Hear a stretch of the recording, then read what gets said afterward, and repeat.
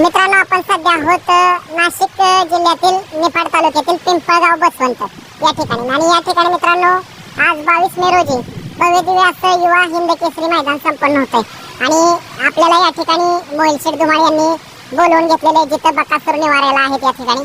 तर मोहिल शेठ, काय झाले आणि तुम्हाला बाईट काय द्यायची?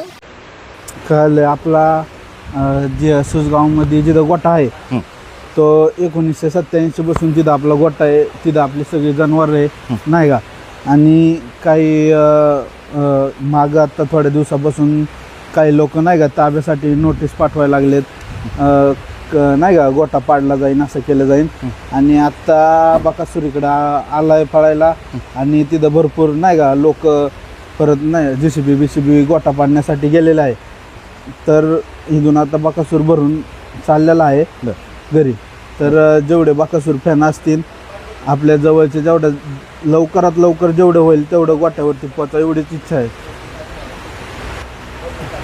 सुसगावमध्ये गोठा आहे आपला. लोकेशन आहे 11 हिंद केसरी बकासूर दावण लोकेशन येते लाईव्हला. मग बकासूर आता ह्या मैदानात पाळणार आहे का? नाही पाळणार. नाही पाळणार. आता निघालाय तुम्ही? हां, निघालोय. जेवढं लवकर होईल, जेवढं बकासूर फॅन असतील त्यांनी लवकरात लवकर गोठ्यावर पोचा. कारण का सगळे तिथं नाही का लेडीज बिडीज म्हणजे लोकांनी पाठवून दिलं की गोठा पाडून टाकणार आहे.